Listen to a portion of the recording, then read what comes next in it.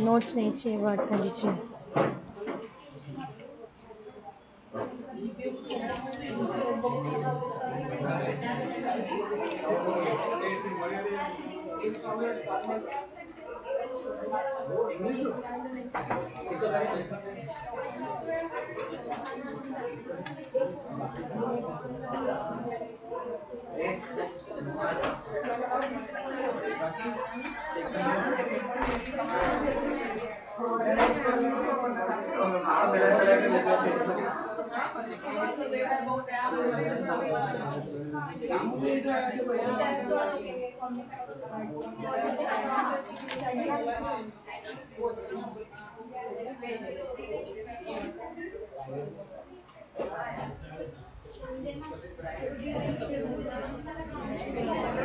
बातें बंद करो। अब आज हमको हमारा न्यू चैप्टर देखना है, इंडेक्स नंबर। अब से हमारा कौन सा कॉन्सेप्ट शुरू हो गया है? Macro economics. मतलब अब से हम लोग जो भी स्टडी करेंगे वो किसकी स्टडी करेंगे? एग्रीगेट लेवल की स्टडी करेंगे, इंडिविजुअल लेवल की स्टडी नहीं करेंगे। अब तक हमने जितने भी कॉन्सेप्ट्स देखे वो सारे इंडिविजुअल लेवल पे थे, बट अब से जो भी कॉन्सेप्ट्स आएंगे वो सारे कौन से लेवल के होंगे? एग्रीगेट लेवल के होंगे। हम लोग होल पूरी इकोनॉमी की स्टडी करेंगे। सबसे पहले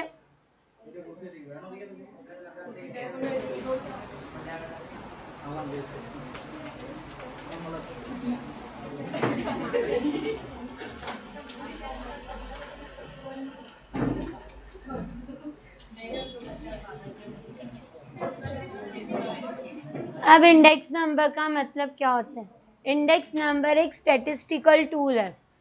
स्टैटिस्टिक्स वर्ड सुना है कभी? क्या होता है?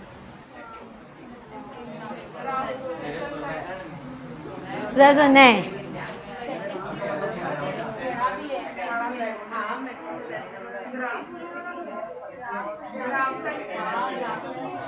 सर ग्राफ ही होता था क्या? मीन निकालते थे, मीडियन। हाँ बस ठीक है। तो इंडेक्स नंबर एक स्टैटिस्टिकल टूल है। It means what? हम लोगों को नंबर्स में इंफॉर्मेशन अवेलेबल रहती है, जो हमारा डाटा रहता है वो न्यूमेरिकल फॉर्म रहता है, और उससे हम लोग हमारा जो भी स्टडी करना है उसका हम कंक्लूजन निकालते हैं। अब इंडेक्स नंबर यानी क्या होता है? अब तुम लोग बहुत बार ऐसा होता है कि जैसे समझो किसी को 10th में 80 मार्क्स मिले, 80%, उसी स्टूडेंट को समझो 12th में 95% मिले। ठीक है, 10th में कितने मार्क्स मिले, कितने परसेंटेज मिले? 80%। 12th में कितने मिले? 95%। तो 10th के कंपेयर में 12th में कितना इम्प्रूवमेंट हुआ? 15%। तो ये जो हमने निकाला 15% is known as index number. समझा? इंडेक्स नंबर यानी क्या कि हम लोग कंपेयर करते हैं कि पहले के कंपेयर में अभी के टाइम पे कितना चेंज हुआ। जैसे अब ये मार्क्स की चीज़ थी, ये तो चीज़ आपको फिक्स है कि कुछ टाइम बाद या हरदम कोई ना कोई चीज़ क्या होती है, नॉट कोई ना कोई, हर चीज़ चेंज होती ही है। जैसे अब ये तो एक आपका बेसिक एग्जाम्पल हो गया कि हम लोग बहुत बार ऐसे चेक करते हैं कि 10th में मेरे को इतने मार्क्स थे, 12th में मेरे को इतने मार्क्स थे, उसके कंपेयर में 12th में मेरा परफॉर्मेंस इम्प्रूव हुआ है। बहुत बार स्कूल में भी हम लोग करते हैं, जैसे टर्मिनल एग्जाम और फाइनल एग्जाम्स होती है, तो हम लोग मेजर करते हैं कि मेरा परफॉर्मेंस इम्प्रूव हुआ है कि नहीं हुआ है, कांस्टेंट रहा है कि कम हुआ है। तो ये हम लोग क्या कर रहे हैं? मेजर कर रहे हैं। सेम यहाँ पे मार्क्स की वजह हम लोग प्राइस को मेजर करते हैं।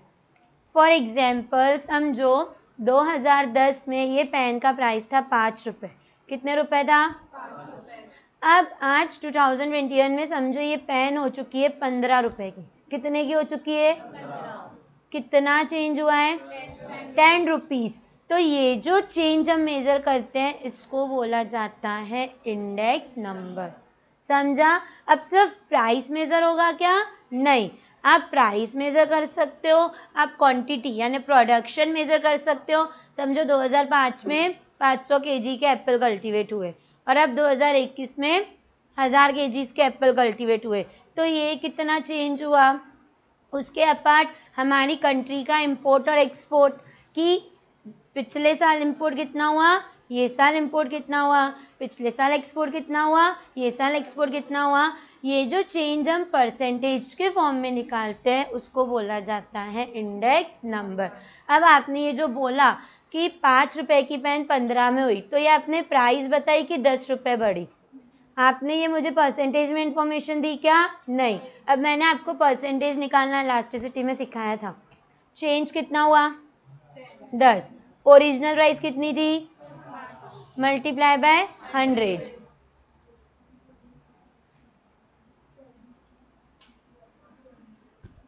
कितना चेंज हुआ है? 200। समझ में आया? अब देखो क्या होता है, ये जो है ना जिससे आप कंपेयर कर रहे हो इसको हम लोग वर्ड देते हैं बेस। क्या बोला जाता है इसको? जिसके लिए कंपेयर कर रहे हो, जिसका निकाल रहे हो, उसको बोला जाता है करंट। क्या बोला जाता है?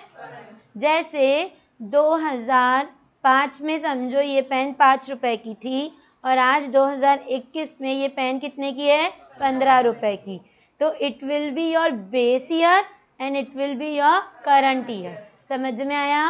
बेस ईयर के लिए नोटेशन है आपको price of base year P0 और करंट ईयर के लिए नोटेशन यूज किया जाता है P1, that is price of current year. यहाँ तक क्लियर है क्या? सबसे पहले तो इंडेक्स नंबर का मतलब समझ लो। इंडेक्स नंबर एक डिवाइस है, जैसे आप कैलकुलेटर यूज करते हो मेजर करने के लिए, वैसे इंडेक्स नंबर भी क्या है? एक डिवाइस है जिसको हम लोग यूज करते हैं चेंजेस को मेजर करने के लिए। वो चेंज आपकी प्राइस भी हो सकती है, वो चेंज आपकी क्वांटिटी भी हो सकती है, इंपोर्ट एक्सपोर्ट भी हो सकता है। आप शेयर मार्केट का पढ़ते होंगे, सेंसेक्स इतना बढ़ा, निफ्टी इतना गिरा, तो ये क्या है कि कल के कंपेयर में आज की तारीख में मार्केट कितना बढ़ा। समझो अगर बोलेंगे सेंसेक्स बढ़ा तो कल के कंपेयर में आज शेयर मार्केट क्या हुआ है? बढ़ा है। बट आज की तारीख में वो चीज़ कम हो गई तो कल के कंपेयर में आज वो क्या हुई है? चीज़ गिरी है। तो ये जो हमने मेजरमेंट किया ये भी किसका पार्ट है? इंडेक्स नंबर का। समझ में आया? क्लियर है? उसके बाद अब हम लोगों को इंडेक्स नंबर में ये चीज़ तो पता चल गई कि दो चीज़ों का होना ज़रूरी है। एक तो आपको बेस पता होना चाहिए, दूसरा आपको करंट ईयर पता होना चाहिए। क्लियर है? बेस ईयर यानी जिससे हम उसको कंपेयर कर रहे हैं, करंट ईयर यानी जिस ईयर का भी हम लोग मेजरमेंट या कैलकुलेशन कर रहे हैं। क्लियर है यहाँ तक पिक्चर? दूसरी इंपॉर्टेंट चीज़ होती है कि जो हमारा बेस ईयर होता है उसको हमेशा 100 माना जाता है। जो हमारा बेस ईयर होता है उसको हमेशा क्या माना जाता है? अब ये 100 का क्या मतलब है? पहले प्राइस कितनी थी? 5, फिर कितनी हुई? हमने परसेंटेज निकाला, कितना निकला था? 200 निकला था। तो मतलब 2021 में आंसर क्या आया? 200। तो इसका मतलब है जो चीज़ 2005 में 100 रुपए की मिल रही थी वही चीज़ 2021 में कितने रुपए की मिल रही है? 200 रुपए की। इट मीन्स जो हमारा रेट है इंक्रीज होने का वो है 100%। 100% कैसे? 2005 में कितने की थी वो चीज़? 100 की। अब कितनी की हो गई? इनका डिफरेंस कितना है? तो ये हो गया आपका 100%। दूसरा, समझो कोई चीज़ की प्राइस, अभी मैं डायरेक्ट इन्फ्लेशन रेट निकाल के बता रही हूँ, ये जो मैंने निकाला ना 200% वो प्राइस नहीं बता रही हूँ। समझो बेस ईयर में कोई चीज़ की प्राइस 100 रुपये है और करंट ईयर में उसकी प्राइस कितनी हो गई? 125। इसका मतलब क्या कि जो भी बेस ईयर होगा उसमें वो चीज़ कितने की मिल रही थी? 100 रुपये की। आज करंट ईयर में कितने की मिल रही है? 125। इट मीन्स अगर परसेंटेज में बात करूँ तो कितना % इंक्रीमेंट हुआ है? 25%। समझ में आया? समझ में आ रहा है आप लोगों को कि ये जो इंडेक्स नंबर होता है ये हमें चेंज मेजर करवाता है। आपको दो चीज़ों का होना ज़रूरी है, एक तो आपको बेस ईयर पता होना चाहिए, दूसरा आपको करंट ईयर पता होना चाहिए। क्लियर है क्या? अब इसमें बहुत सारी चीज़ें निकाली जाती है बट हम लोगों को हमारे सिलेबस में सिर्फ प्राइस का ही निकालना है कि प्राइस कितनी चेंज हो रही है। समझ में आया? पक्का? इंडेक्स नंबर यानी क्या होता है? क्लियर है यहाँ तक? अब कुछ नोटेशंस बता रही हूँ वो लिख लो।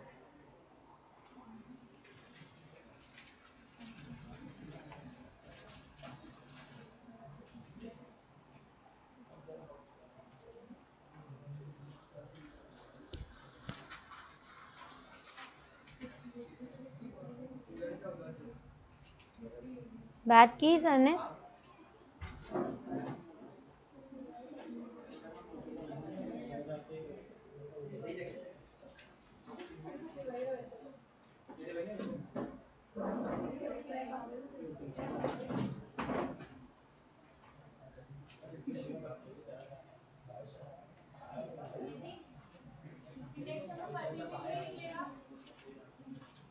जो आपका आंसर आएगा ना वो आंसर परसेंटेज में नहीं होगा। जैसे मैंने अभी जो आपको एग्जाम्पल दिया कि पेन कितने की थी, 5 की पहले, फिर कितने की हुई, 15 की। तो ये जो मैंने निकाला आंसर,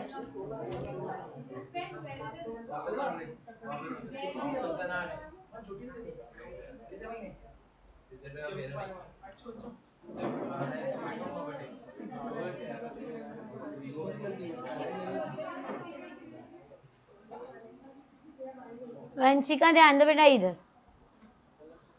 बेस ईयर में प्राइस 5 रुपए थी, करंट ईयर में प्राइस कितनी है, 10 रुपए। ठीक है, तो अब मैं निकालूंगी कि कितना चेंज हुआ।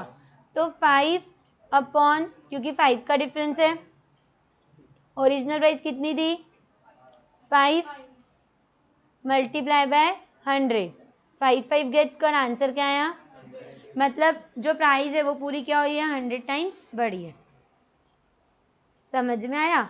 देखो पहले पेन कितने की थी, 5 रुपए की, अभी पेन कितने की हो गई, 10 रुपए की। ठीक है, तो अगर आप सिर्फ इन प्राइस बात करोगे तो आप बोलोगे कि 5 रुपए से प्राइस क्या हुई है, बढ़ी है। पर इसी को मैं परसेंटेज में बताऊं तो क्या बताऊंगी कि 100%। समझ में आया? आगे अब ये छोटा सा न्यूमेरिकल है, जब आप बड़ा न्यूमेरिकल सॉल्व करोगे उस टाइम पे आपको बता दूंगी किसको परसेंटेज में मेजर करना है, किसको नहीं करना है।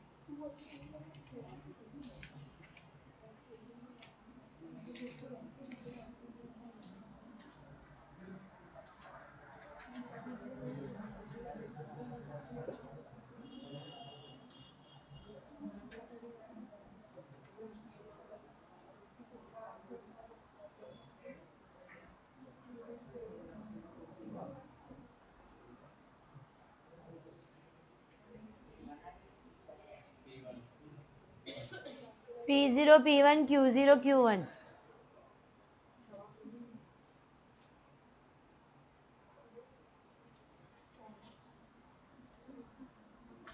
ये चैप्टर में से ज़्यादा न्यूमेरिकल्स आते हैं, थ्योरी पार्ट कम आता है पेपर में।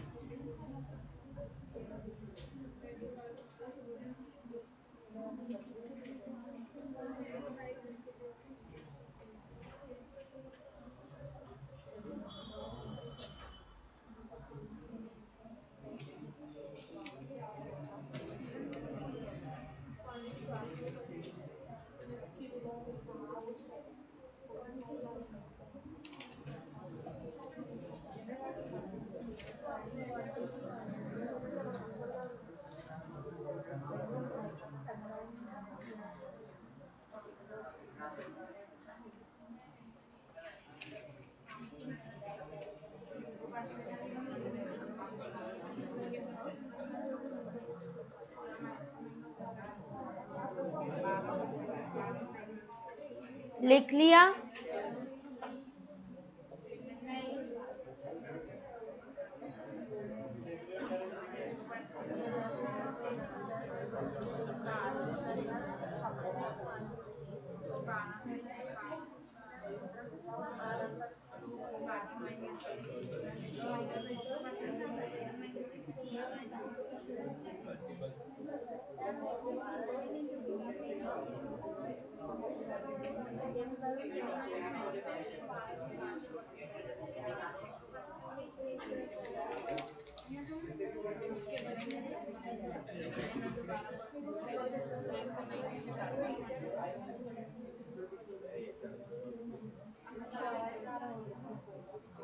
हो गया क्या लिखना?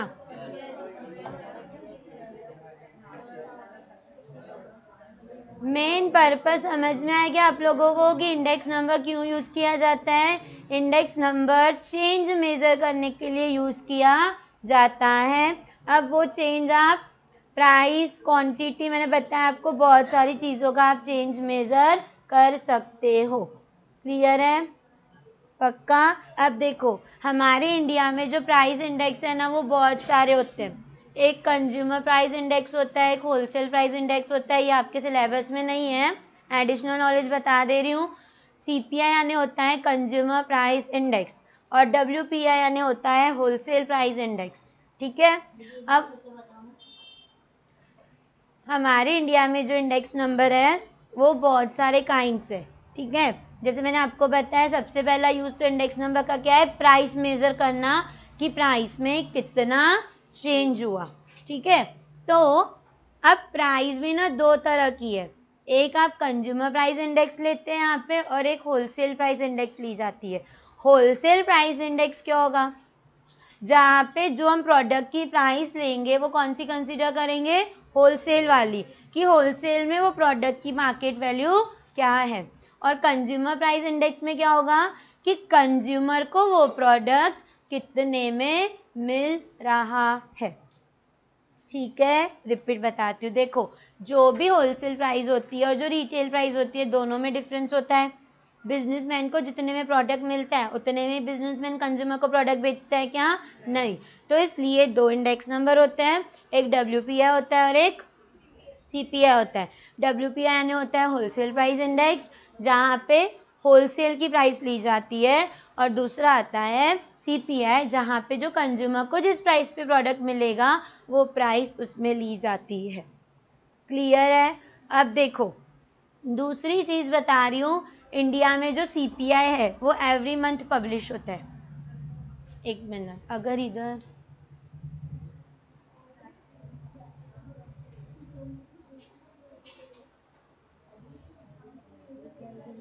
कल दिखाऊंगी मैं आप लोगों को PDF कि एवरी मंथ क्या होता है? CPI पब्लिश होता है।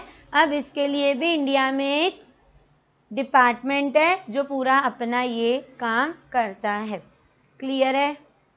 समझ में आ रहा है क्या तुम लोगों को कि CPI क्या होता है, WPI क्या होता है? दोनों ही प्राइस मेजर करते हैं कि बेस ईयर के कंपेयर में करंट ईयर में प्राइस में कितना चेंज हुआ।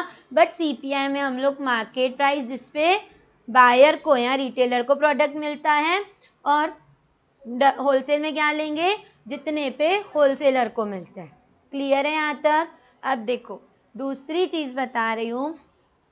जब हम लोग 10th में पेपर देते हैं तो उस टाइम पे, अब जैसे 12th में तुम लोग लैंग्वेजेस को क्या करते हो? थोड़ा इग्नोर करते हो।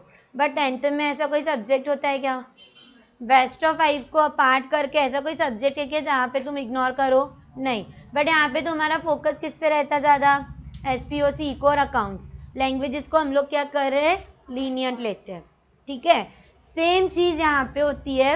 इंडेक्स नंबर में आपके पास दो तरह के इंडेक्स होते हैं, एक सिंपल होता है, एक वेटेड होता है। सिंपल यानी जैसे 10th में तुमने सारे सब्जेक्ट्स को क्या किया? इक्वल इम्पोर्टेंस दी। ठीक है? वैसे ही सिंपल इंडेक्स नंबर में क्या होता है? हम जो भी प्रोडक्ट की प्राइसिंग लेंगे ना वो सारे प्रोडक्ट्स को कैसा इंपॉर्टेंस देंगे? इक्वल, कुछ भी भेदभाव करेंगे। ठीक है? अब दूसरी चीज़ जो वेटेड होता है, जैसे अब 12th में तुम लोगों ने इंपॉर्टेंस ज़्यादा किसको दी? SPOC, इको और अकाउंट्स को, और इंग्लिश और हिंदी या IT को क्या किया तुम लोगों ने? थोड़ा सा कम प्रेफरेंस दिया। तो वेटेड इंडेक्स में भी क्या होता है? जो हमारे वेरिएबल्स होते हैं, जैसे आप प्राइस मेजर करो, अब एक चीज़ की प्राइस मेजर होगी क्या? नहीं, बहुत सारी चीज़ें होती है। हम कपड़े खरीदते हैं, हम फुटवेयर्स खरीदते हैं, हम खाने की चीज़ें खरीदते हैं, हेल्थ पे हम लोग पैसा देते हैं।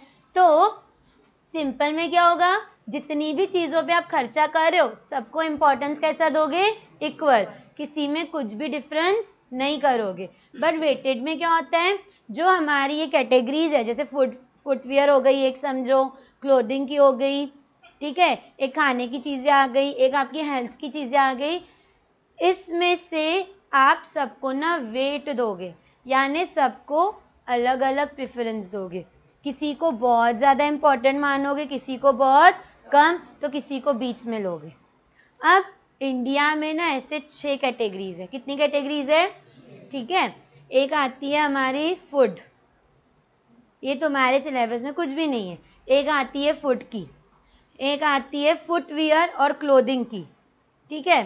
तीसरी आती है टोबैको की, चौथी मिसलिनियस यानी एक्स्ट्रा, और 2 आती है।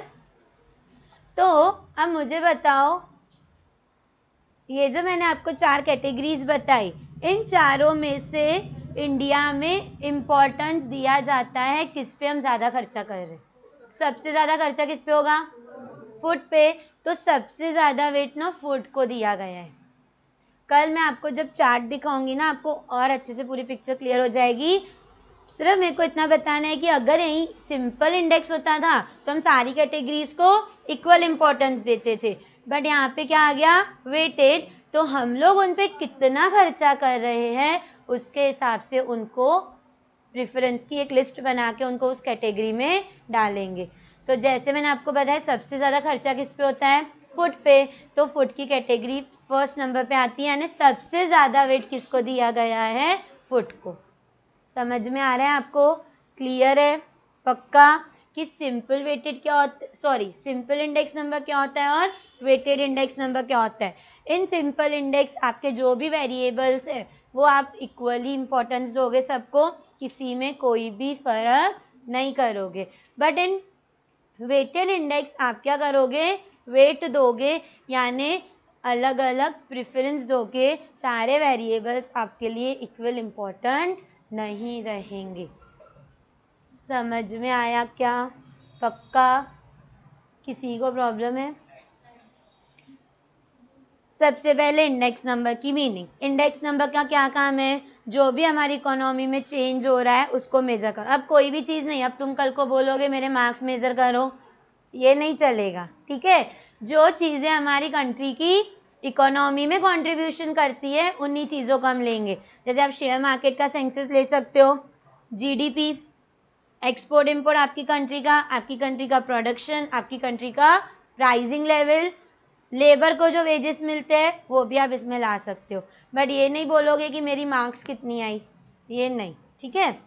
उसके बाद दूसरी चीज़ हमने देखी कि इंडेक्स नंबर को मेज़र करने के लिए 2 चीज़ों का होना ज़रूरी है, बेस ईयर और करंट ईयर। बेस ईयर यानी ऐसा ईयर जिससे हम उसको कंपेयर कर रहे हैं, और करंट ईयर यानी जिस भी ईयर का हम लोग मेज़र कर रहे हैं।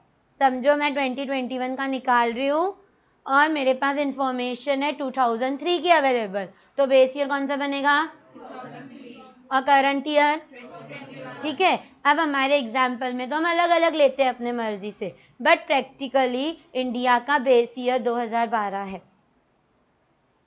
कौन सा है बेस ईयर, 2012। ये मैंने नहीं बनाया, ये वो डिपार्टमेंट जो मेजर करता है ना, ऑर्गेनाइजेशन, उन्होंने बनाया हुआ है कि आप जो 2021 को कंपेयर कर रहे हो, बेस ईयर कौन सा लिया हुआ है, 2012। तो अगर 2012 में हम अज्यूम करेंगे कि चीज़ों की प्राइस कितनी है, 100 रुपये, तो आज समझो इंडेक्स नंबर करंटली 156 की 155 है। करंट इंडेक्स नंबर कितना है, सीपीआई 156 की 155 की रेंज में है। तो इससे हमने क्या कंक्लूजन निकाला, 2012 में जो चीज़ 100 रुपये की मिल रही थी, 2021 में वो चीज़ कितने की मिलेगी, 156 रुपीज़ की। इट मीन्स 56% से प्राइजेस क्या हुई है, बढ़ी है। समझ में आया क्या। एक मिनट सर देखो ना बैठे।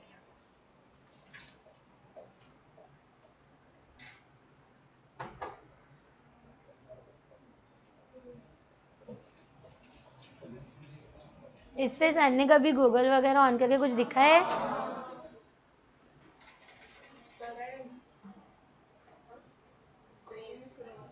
कैसे करते हैं बताएं। तो बेटा इस पे क्लास है ना स्टार्ट।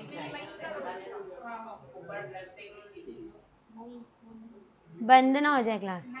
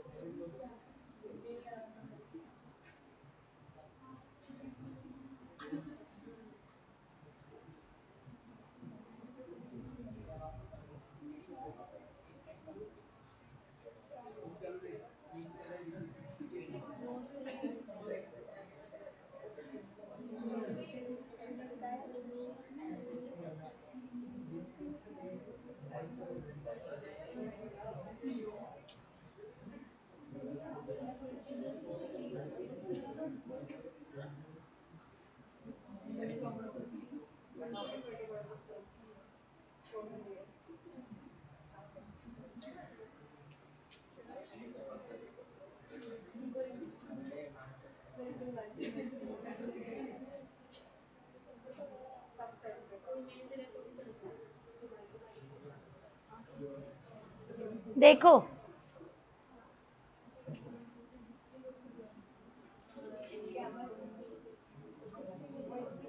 यहाँ पे लिखा हुआ है बेस ईयर 2012, दिया हुआ है 100, मतलब हम लोग बेस ईयर को हमेशा क्या कंसिडर करते हैं 100, कि बेस ईयर में चीज़ की प्राइस कितनी होगी 100 रुपीज़ होगी, ठीक है। उसके बाद मैंने आपको बताई कैटेगरीज।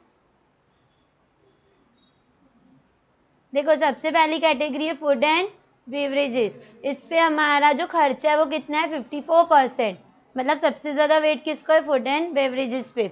फिर दूसरा आता है पैन टोबैको एंड इंटॉक्सिकेंट, यानी सारी एडिक्टिव चीज़ें जो हमारे लिए हज़ार्डस होती है। नेक्स्ट आती है कैटेगरी क्लोथिंग एंड फुटवियर, उसमें कितना खर्चा है हमारा 7.36%। फिर हाउसिंग है, उसके बाद नेक्स्ट कैटेगरी है फ्यूल एंड लाइट, उसके बाद लास्ट कैटेगरी है मिसलेनियस। अब देखो जो हमारा फूड है उसमें क्या क्या आता है, सीरियल्स प्रोडक्ट मतलब दाल वगैरह जो भी रहती है, meat and fish, egg, milk, oil, fruits, vegetables, pulses, sugar and confectionery, chocolates वगैरह आपके, स्पाइसेस, नॉन अल्कोहलिक बेवरेजेस, चाय वगैरह, coffee, prepared meals, snacks, sweets etcetera. Total करके इनका कंट्रीब्यूशन कितना है 54.18, मतलब हमारी इकोनॉमी में अगर कोई 100 रुपये खर्चा करता होगा तो 54 रुपीज़ किस पे खर्चा करता है, फूड एंड बेवरेजेस पे। फिर नेक्स्ट आता है हमारा गलती हो गई, पान, टोबैको एंड इंटॉक्सिकेंट्स, जिसका एक्सपेंडिचर कितना है 3.26। फिर आती है क्लोथिंग एंड फुटवियर, उसका कंट्रीब्यूशन कितना है 7.36। फिर हाउसिंग इधर फिलहाल ब्लैंक है। फिर फ्यूल एंड लाइट, अब इसमें भी क्या क्या आता है 7.94। उसके बाद आता है आपका मिसलिनियस। अब ये मिसलिनियस में क्या क्या इंक्लूडेड है, house hold goods and services, आपने टीवी वगैरह परचेज की अपने घर के लिए, health, transport and communication, recreation and amusement, यानी आप फ्री टाइम में कहीं घूमने जा रहे हो ट्रिप वगैरह पे वो पूरा, education, personal care and effects. समझ में आया। अब देखो अगर ये है बेस ईयर 2012 जून 2021 का प्रोविजनल है, यानी ये एक अंदाज़ा एस्टिमेशन एग्जैक्ट निकला हुआ नहीं है। अगर अपन इसमें देखें तो देखो आपको जून 20 दिख रहा और जून 21, तो देखो डायरेक्ट आती हूँ मैं फूड एंड बेवरेजेस पे। जून 2020 में कितना था हमारा CPI 152.3। इट मीन्स जो खाने की चीज़ 2012 में 100 रुपये की मिल रही थी अब वो कितने की मिल रही है 152 रुपीज़ की। समझ में आया। उसके बाद अगर अपन ओवरऑल निकाले, नीचे दिया हुआ है CPI consumer food price index, तो अगर ये देखे तो कितना निकला 151.5, ये 2020 का है और ये 2021 का है 159.1। तो जो चीज़ 2020 में 151 रुपीज़ की मिल रही थी वो चीज़ आज 2021 में कितने रुपए की मिल रही है? 159.1। समझ में आया? मतलब इन्फ्लेशन कितने रेट से बढ़ा? 59 रुपीज़ से। समझ में आया क्या?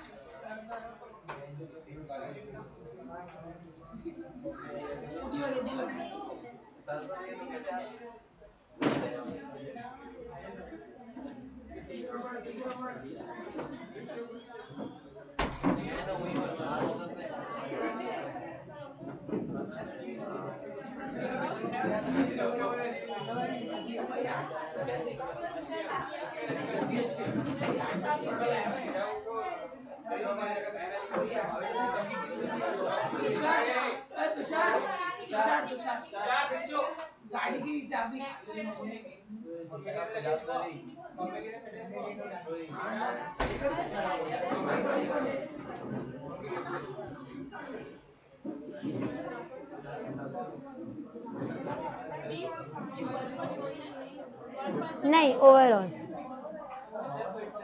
इकोनॉमी का पूरी, ये जनरल है। मतलब ओवरऑल जैसे अपन एवरेज निकाला ना, आपके परसेंटेज कैसे आते हैं वैसा ही।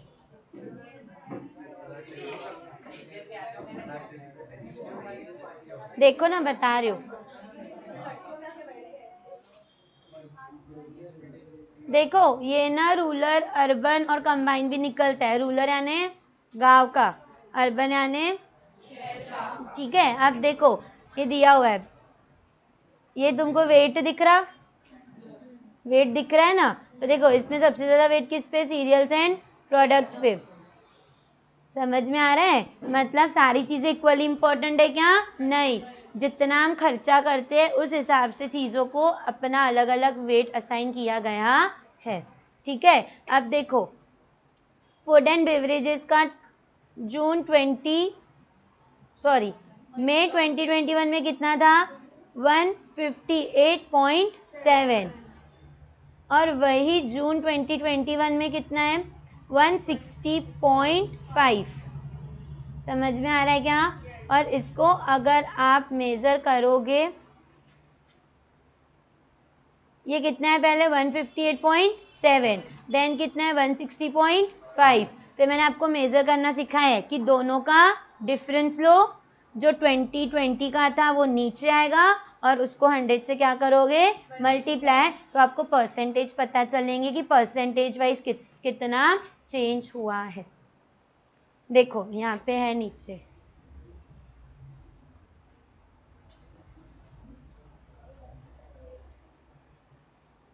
ये देखो, ये है ना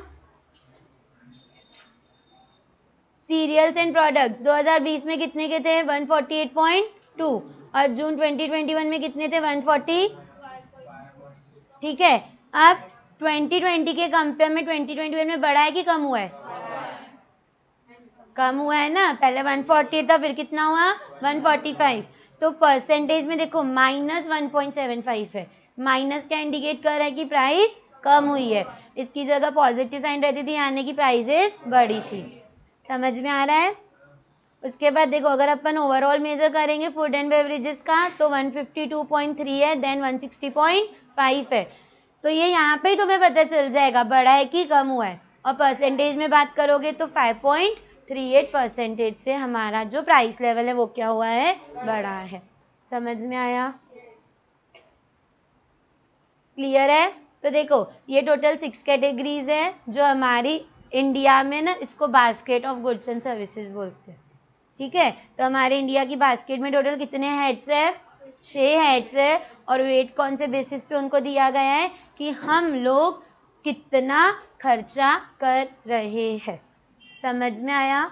हमारे एक्सपेंडिचर के हिसाब से ये वेटेज गिवन है। क्लियर है? पक्का? किसी को कुछ प्रॉब्लम है क्या?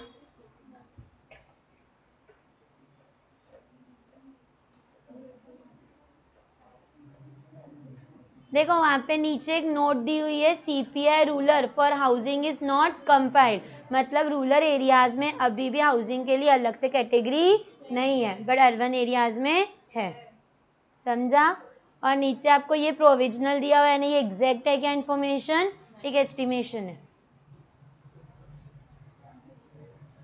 ये स्टेट वाइज भी रहता है कि कौन सी स्टेट में ज़्यादा इन्फ्लेशन है। हाँ तो देख लो, वेट है वो, नहीं ये जो बोल रहे हो, हाँ ये है ना महाराष्ट्र, तो ये 162.4। देखो मई 2021 के यहाँ पे फाइनल है, यानी वो एक्यूरेट है, और इधर क्या है, प्रोविजनल। ठीक है, ये हर मंथ डेटा पब्लिश होता है, समझ।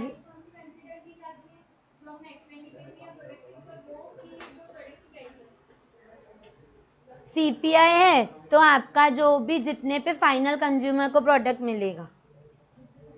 देखो अब ये भी बता रही हूँ, जो प्राइस है वो अलग अलग एरिया में अलग अलग रहती है। जितने में चीज़ आपको अकोला में मिल रही, ज़रूरी नहीं उतने में आपको मुंबई में मिलेगी। तो इसका पहले प्राइस का एवरेज निकाला जाता है, फिर वो प्राइस ली जाती है। समझ में आ रहा है क्या? एक एक अभी अगर अपन एक एक जगह की, इधर अकोला में ही अलग अलग एरिया में बहुत सारे प्रोडक्ट्स की प्राइस अलग अलग रहती है, तो इतना सारा नहीं इन्फॉर्मेशन लिया जाता है, एवरेज प्राइसिंग निकाली जाती है और उसके बाद ये पूरी इन्फॉर्मेशन दी जाती है। समझा? कि जैसे आप लोगों का देखो, एक मेरे को बात बताओ, जब रिजल्ट आता है तो जो बोर्ड्स होती है, जैसे महाराष्ट्र बोर्ड है, उसमें अपने अपने सबके सब डिवीजन है, जैसे एक अमरावती डिवीजन है, पूना डिवीजन है। तो पहले रिजल्ट आता है पूरी महाराष्ट्र का, कि महाराष्ट्र में टोटल इतने % से बच्चे पास हुए। ठीक है, फिर आपको रिजल्ट मिलता है कि हर एक डिवीजन का कितना आया, फिर हर एक स्कूल का रिजल्ट होता है, किसी स्कूल का 100% आता, किसी स्कूल का 98% आता। अब वो स्कूल का एवरेज है, एक बच्चे का एवरेज है क्या? नहीं, वो पूरे स्कूल का एवरेज है। फिर आप नीचे जाओगे तो आप एक एक स्टूडेंट का मार्क देखोगे कि एक एक बच्चे को 10th में कितने कितने मार्क्स मिले।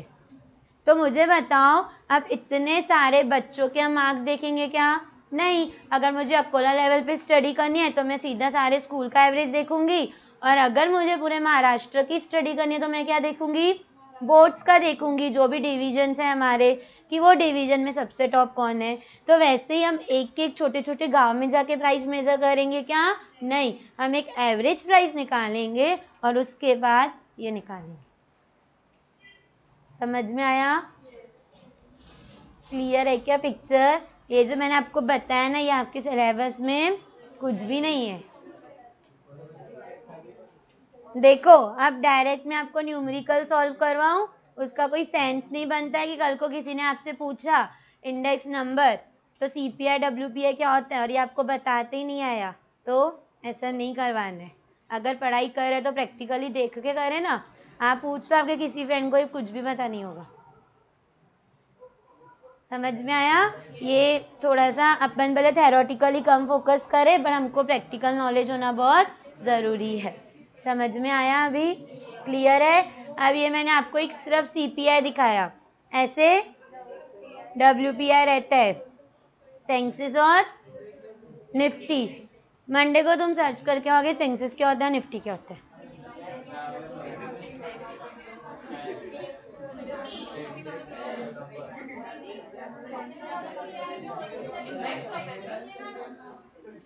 होलसेलर रिटेलर को कितने में बेचता है?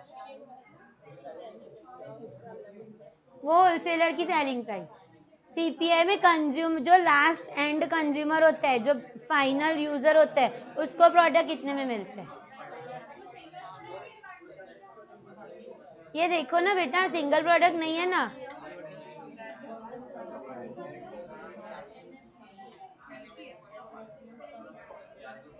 देखो अब जैसे पल्सेस है तो एक एक दाल की प्राइस निकालेंगे क्या? नहीं, जितनी भी दाल होगी ना उनका एक एवरेज निकालेंगे और वो यहाँ पे डालेंगे। इतनी सारी दाल है, वो भी इतनी जगहों पे एक एक का प्राइस नहीं निकालेंगे।